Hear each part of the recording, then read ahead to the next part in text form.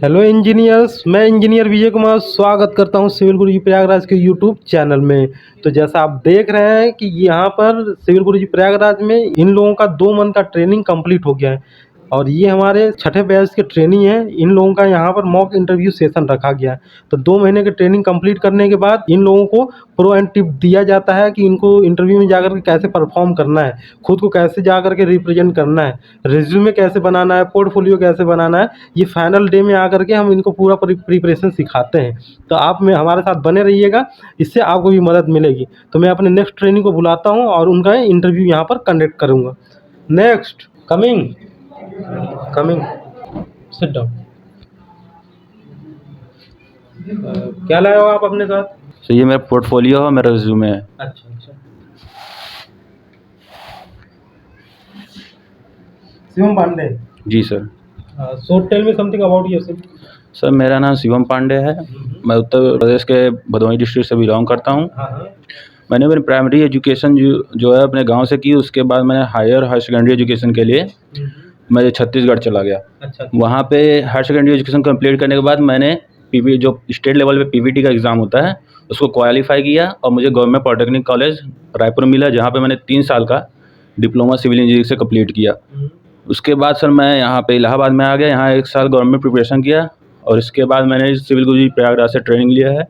और मैं सर 2 साल उसके उपरांत 2 साल काम भी मैं कर चुका हूँ साइट पे। और जब मैं साइट पे काम कर रहा था तो वहाँ पे सर जो काम चल रहा था वो चल रहा था स्लैब कास्टिंग का काम चल रहा था। किस प्रोजेक्ट पे काम किए थे आप? कंपनी का क्या नाम था?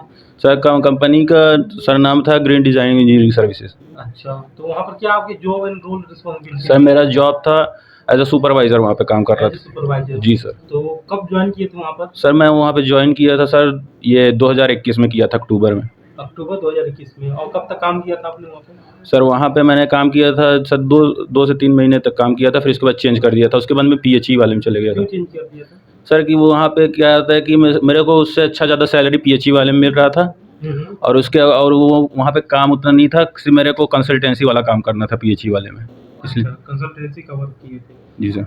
तो जब पीएचई में ज्वाइन किए तो वहाँ पर क्या जॉब रिस्पॉन्सिबिलिटी? सर वहाँ पे सब मेरे को सिर्फ जो जैसे पाइपलाइन बिछाया जाता है वाटर टैंक का, वो पाइपलाइन कितना लेंथ गया है, कितना उसमें जॉइंट्स लगे हैं, जैसे टी जॉइंट्स लगे हैं कहीं कहीं पे, कहीं बेंड लगा रहता है, तो वो सब मेरे को वहाँ पे बताना था। वहाँ पे वही मेरे को नंबर काउंट करने थे कितने लेंथ में लगे हैं और कहाँ कहाँ कनेक्शन देना है। वहाँ पे जो प्लेटफॉर्म बनते थे उसको भी चेक करना था। अच्छा। कि वो सही बने कि नहीं, उसको ठीक से करवाना। अगर ठीक नहीं बने तो फिर से तोड़वाना रहता था। अच्छा। जी सर। जैसा मैं आपका रिज्यूमे देख पा रहा हूँ, इसमें आपने सिविल गुरुजी प्राइवेट लिमिटेड का ट्रेनिंग कोर्स यहाँ पर किया हुआ है। जी सर।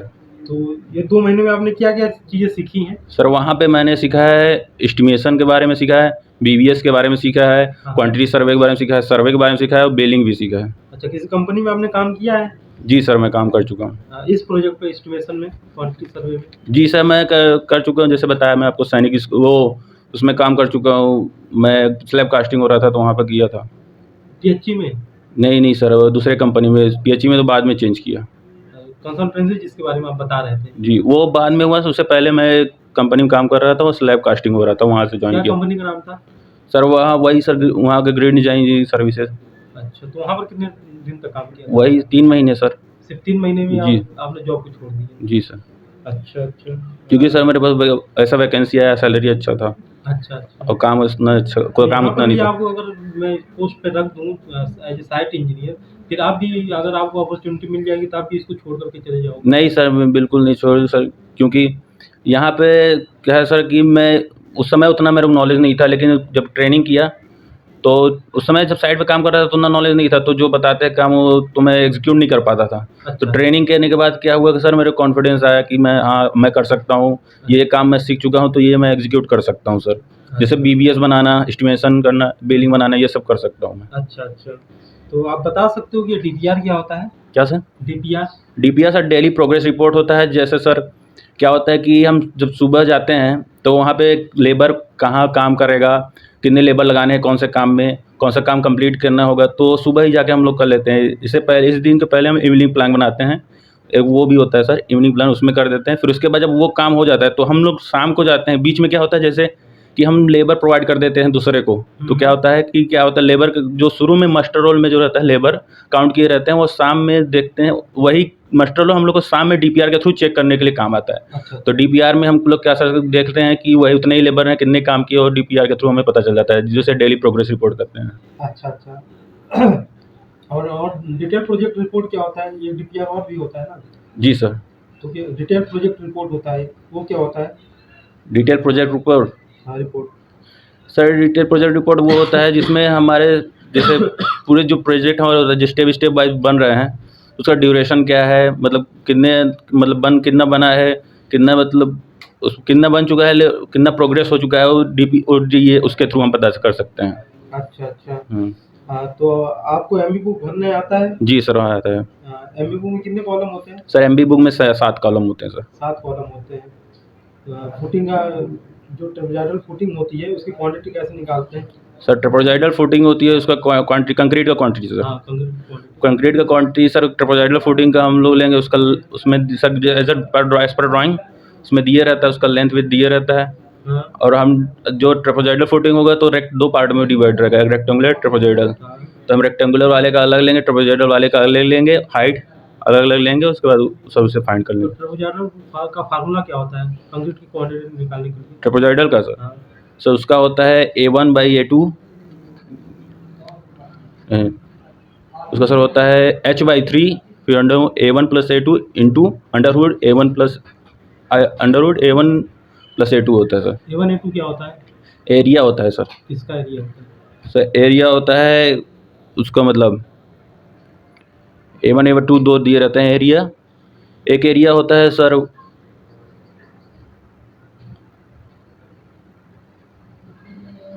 एक एरिया वो रहता है ये अंदर का, ये कॉलम वाले का जो हम एरिया लेते हैं कॉलम से, साइड में तो 2 एरिया लेते हैं ना sir.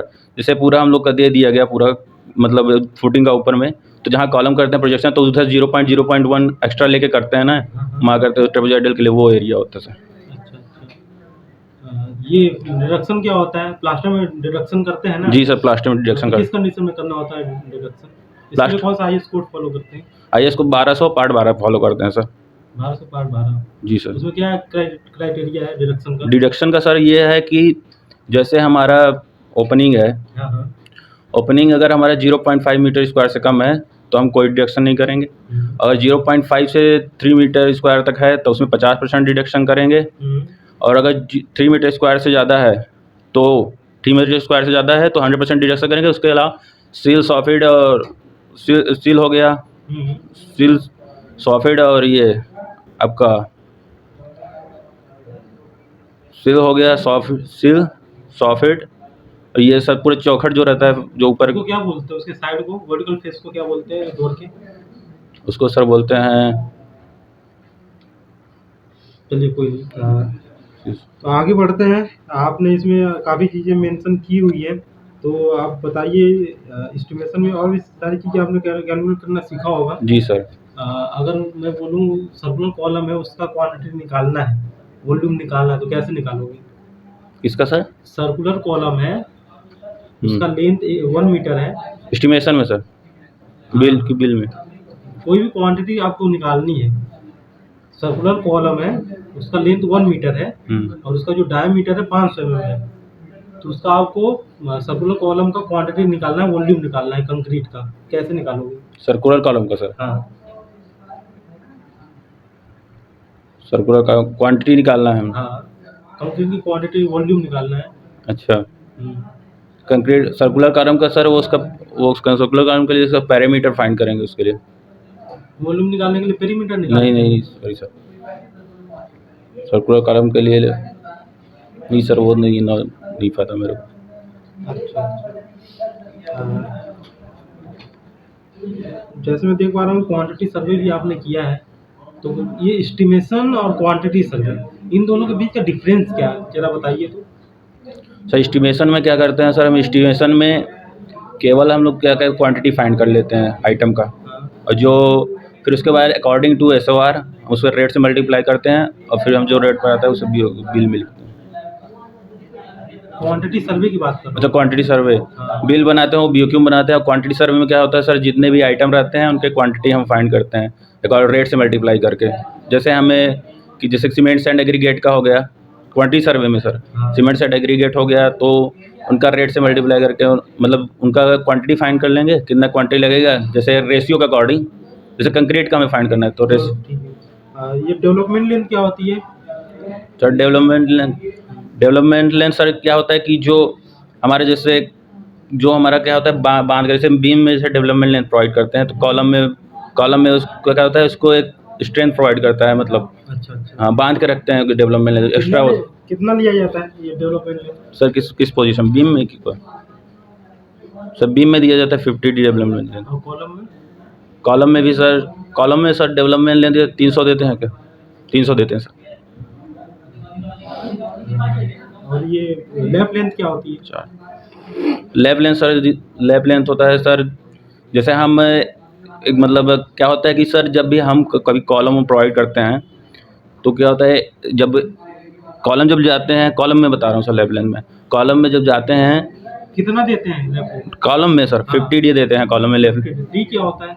Sir D with diameter of बार होता है। डायमीटर ऑफ बार होता है। जी सर। और लैपिंग जोन कहाँ होता है? लैपिंग जो सर L/2 में होता है, अब नीचे से ग्राउंड से L/4 छोड़ के और ऊपर से जैसे हम L/4 छोड़ करके नीचे के इफेक्टिव स्पान का L/4 छोड़ करके? नहीं सर, हाँ। नीचे से बॉटम। इफेक्टिव स्पान या clear span? Clear span sir. अच्छा। जी सर। कभी आपने स्लैब का सरिया बिछाया है? जी सर। तो ये मेन बार डिस्ट्रीब्यूशन बार क्या होती है? सब में मेन बार डिस्ट्रीब्यूशन बार सर, सब में जो हम सरिया पहले बिछा देते हैं अकॉर्डिंग शॉर्टर स्पान वो मेन बार होता है, और जो हम लॉन्गर स्पान के अकॉर्डिंग बिछाते हैं वो डिस्ट्रीब्यूशन बार होता है। ये वन वे स्लैब के अकॉर्डिंग होता है। जब हम 2 वे स्लैब करते हैं सर तो उसमें दोनों रहता है, मेन बार दोनों साइड प्रोवाइड कर देते हैं, मतलब उसमें क्रैंक दोनों की भी चारों साइड देते हैं 2 वे स्लैब में। अच्छा अच्छा। जी सर। और बिल भी बनाया आपने, इसमें मेंशन किया आपने, बिल पर भी काम किया है। जी सर। तो उस प्रोजेक्ट पे काम किया आपने, बिल बनाया है? सर अभी तो बिल नहीं बना, लेकिन मैं सीख चुका हूँ सर बिल कैसे बनाते हैं। अच्छा, आइटम वाइज बिल क्या होता है? आइटम वाइज बिल वो होता है सर, जैसे आइटम वाइज बिल जैसे कंट्रैक्टर हो गया उनके अकॉर्डिंग बनाते हैं आइटम वाइज बिल। जैसे क्या हो गया कि सर आइटम वाइज बिल में जो हम रेट लिए रहते हैं, जो हम बनाते हैं आइटम वाइज बिल, उसमें लिए रहते हैं जो हमारा आता है। पहला हम जो बताए एस्टिमेट, जैसे मैं किसी कमरे का जैसे इसी कमरे का ले लेते हैं सर, तो पहले एस्टिमेशन इसका निकालेंगे मेजरमेंट बुक में, फिर वो हो जाएगा। बिल बनाते वक्त एस्टिमेशन का क्या काम है? क्या सर? बिल बनाते वक्त एस्टिमेशन का क्या काम है? वहाँ पर हमको तो जा करके मेजरमेंट लेना पड़ता है। हाँ सर, मेजरमेंट ही लेके करते हैं। हाँ, तो उसको हमको कहाँ लिखना पड़ता है जब वो मेजरमेंट लेते हैं? तो सर मेजरमेंट शीट रहता है ना, उसमें लिखना रहता है। मेजरमेंट से जी सर। हाँ, फिर उसके बाद जब मेजरमेंट शीट ले लेते हैं तब हम एब्स्ट्रैक्ट शीट में उसको मतलब एब्स्ट्रैक्ट शीट में लिखते हैं। हाँ। एब्स्ट्रैक्ट शीट ये हम लोग का आर बिल वालों के लिए रहता है सर, तो एब्स्ट्रैक्ट शीट में लिखते हैं, फिर उसी का हम बिल फॉर्म बनाते हैं। अच्छा। बिल फॉर्म बनाते हैं जब हम सब दूसरा जब आर बिल बनाएंगे हाँ। तो उसमें क्या रहता है, जो प्रीवियस वाला रहेगा हमारा प्रीवियस वाला, वो जो प्रीवियस का टोटल रहेगा वो प्रेजेंट के जो दूसरा लगाएंगे उसके प्रीवियस साइड क्वांटिटी में लिखेंगे, और जो उसका टोटल अमाउंट रहेगा पहले का वो इसके प्रीवियस अमाउंट में लिखेंगे। और उसके बाद जितना भी हमारा नया जो ऐड कर रहे हैं उसको ऐड करते हुए चले जाएंगे, और उसके बाद ऐसे ही आगे भी करते चले जाएंगे सर। अच्छा अच्छा। आपने कभी स्लैब रेट बिल पर काम किया है? जी सर, स्लैब रेट बिल पर काम किया है। अच्छा, बढ़िया। ओवरऑल बढ़िया था, आपका इंटरव्यू बढ़िया था। जी तो सर। क्या एक्सपेक्टेशन रखते हैं आप? सर मैं एक्सपेक्टेशन रखता हूँ सर 25,000। 25,000? जी सर। अगर मैं मना कर दूँ देने के लिए तब? सर मैं 25,000 क्योंकि sir according to my skill sir इतना प्रीफर करता है सर। 25 अभी कहीं भी अगर मेरे को रहने खाने का अगर मुहैया हो जाता है सर तो मैं मतलब इससे कम भी रेट कर सकता हूँ, क्योंकि सर मेरे को अपनी लर्निंग स्किल और बढ़ानी है। अच्छा। जी सर। तो मैं आपको 18,000 दे पाऊँगा? जी सर, ओके सर। सर लेकिन रहने खाने का सर रह जाएगा तो मैं उसी में आपको देखना पड़ेगा। उसमें सर तो और खर्चे भी हैं ना मेरे सर। नहीं तो उसी में देखना है आपको। ओके सर, मैं कर लूँगा सर। तो यहाँ लास्ट में आप एक क्या बोलते हैं चैलेंज दे सकते हो थोड़ा सा। जैसे 18,000 मैं बोल दिया कि आपको रख रहा हूँ, जी सर। लेकिन आपको एक चीज़ यहाँ पर लास्ट में बोलना है कि सर जिस हिसाब से मेरी स्किल है, अगर आप मेरे काम को देखते हुए जैसे ही 1 महीने या 2 महीने हो जाए, आपको अगर मेरा काम अच्छा लगे तो आप इसमें इंक्रीमेंट कर दीजिएगा, समझे कि नहीं। जी सर। हाँ, तो महीने 2 महीने तक 18,000 पर मतलब टिक गया, ठीक है, लेकिन उसके बाद आपको बताना है। और ओवरऑल क्या था कि सारे क्वेश्चन का आपने जवाब भी दिया है, सही दिया है। तो बाकी ये जो एस्टिमेशन और क्वांटिटी सर्वे इस यहाँ पर आप फंस गए थे। मैं एस्टिमेशन क्वांटिटी सर्वे के डिफरेंस के बारे में पूछ रहा था। नहीं सर, वो मैं दिमाग में बीओक्यू आ गया था मेरे। वही चीज़ ना, तो ये चीज़ नहीं करना है। और ये चीज़ आपने 2 बार बोली है, बीओक्यू। तो बीओक्यू अलग चीज़ होता है, क्वांटिटी सर्वे अलग चीज़ हाँ, होता है। नहीं सर, मैंने क्वेश्चन अब ठीक से क्लियर हो गया है ना? क्वेश्चन ठीक से नहीं सुना ना सर मैं। अब क्लियर हो गया ना? जी सर, क्या क्वेश्चन नहीं होता है ठीक। Quantity survey? या सर? क्वांटिटी सर्वे क्या होता है? सर क्वांटिटी सर्वेज में हम सर क्वांटिटी सर्वे जो हमारा जैसे सीमेंट सैंड एग्रीगेट हो गया, तो उन लोग का हम क्वांटिटी फाइंड करते हैं क्यों find करते हैं? According ratio sir. क्यों निकालना पड़ता है? सर ये इसलिए निकालते हैं कि हम जैसे साइट पे काम कर रहे हैं तो कोई भी काम मतलब जब एक्स्ट्रा ना मंगाएं, जितना जरूरत उतना मंगाएं, Order करने के लिए। वेस्टेज ना हो। ऑर्डर करने जी सर, ऑर्डर करने के लिए। तो यही था क्वांटिटी सर्वे का मतलब ये होता है कि वहाँ पर ड्राई मटेरियल कितना यूज होने वाला है। जी सर। अभी एस्टिमेशन से हमको टेंडर वैल्यू के बारे में पता चल गया है, ओवरऑल कॉस्ट के बारे में एक लमसम आइडिया लग गया टेंडर लेने के लिए। लेकिन उसके बाद जब मटेरियल ऑर्डर करना पड़ेगा तो उसके लिए हमको क्या है क्वांटिटी सर्वे करना जी पड़ता है सर जी। कि 1 मीटर क्यूब के लिए कितना सीमेंट मंगाया, कितना सैंड मंगाया, कितना एग्रीगेट मंगाया, हाँ, उस ग्रेड के हिसाब से कितनी ब्रिक लगेंगी, ये सारा कुछ हमको कैलकुलेट करके देना पड़ता है। ठीक है, अब जा